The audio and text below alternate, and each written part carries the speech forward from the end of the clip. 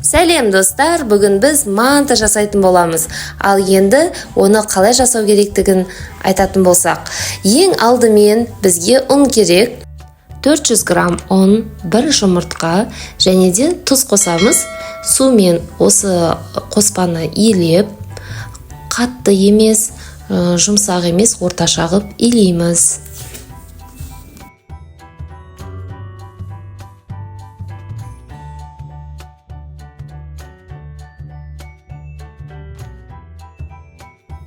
Қамырымыз дайын болғаннан кейін 4 бөлікке бөліп, домалақтап, және де оны пакетке салып қойып қоямыз. Яғни тындырып қойып қоямыз.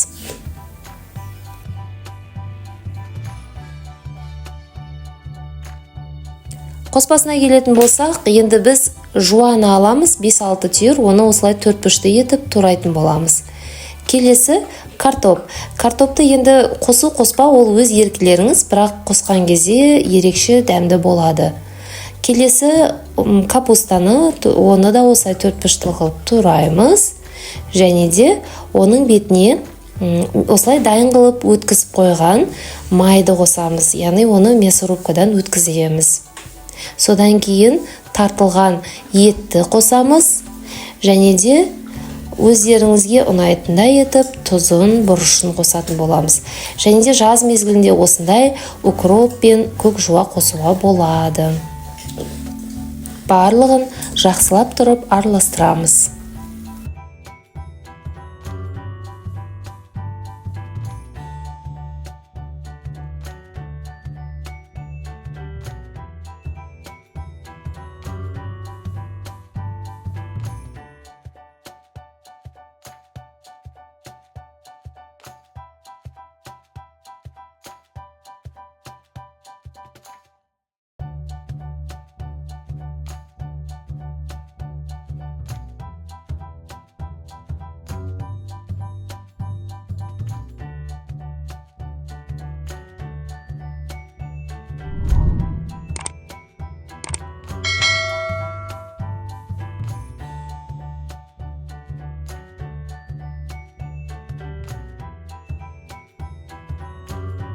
Біздің қамырымыздың иі қанып әдемі болып тұр, яғни жарты сағаттай ол тұрды.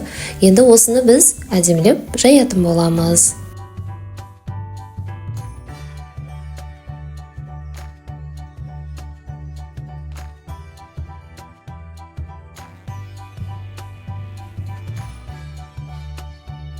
Жайылған қамырды бірнеше бөлікке ұзын етіп осылайынан кесіп алатын боламыз.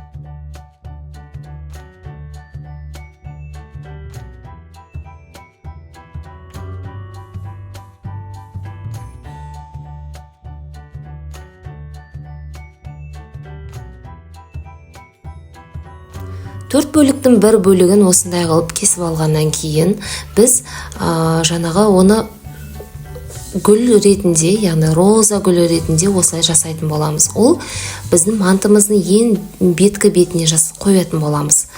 Бұл мантыны кішкене ұзағырақ піскені өте дұрыс болады, яғни 1 сағаттай. Сол үшін ең бірінші осы роза гүлдерінен бастаймыз. Ол үшін осылай қамырды жайып, ортасына салмамызды салып, содан кейін оны біз айналдырамыз, яғни роза гүлі сияқты қылып айналдырып өтетін боламыз. Және де жиектерін басып жібереміз.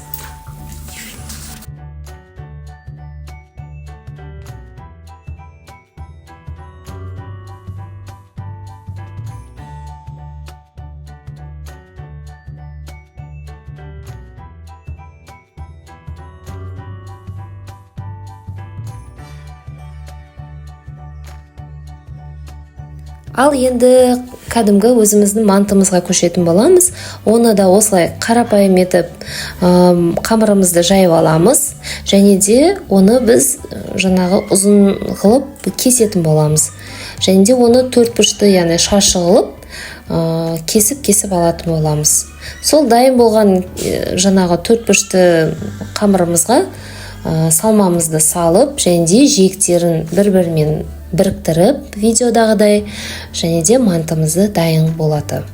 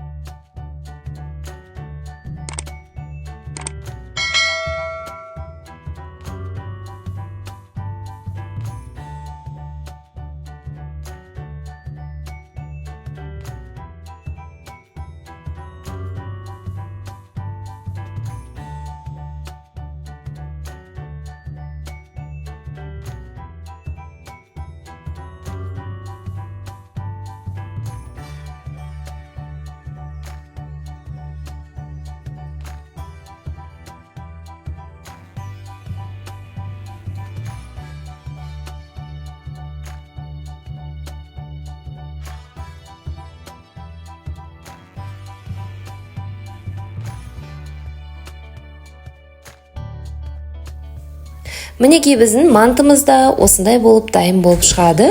Және де оны қайнап тұрған судың үстіне 45 минутқа қойып қоямыз. Бетіне подлива жасайтын боламыз. Оған біз сәбіз, жуа, болгар бұрышы және де помидор қызанақ қосатын боламыз. Және де тұз, қара бұрышпен бірге араластырамыз. Өстіп 20-25 минутта біздің подливамызда дайын болады. Дайын болғаннан кейін ең астына мантыны, бетіне жаңағы гүл сияқты әдемі біздің мантымызды және де бетіне подливаны салып, ыстықтай ұсынатын боламыз. Астарыңыз дәмді болсын. Егер де видео ұнаса, лайк басып кетуді ұмытпаңыздар.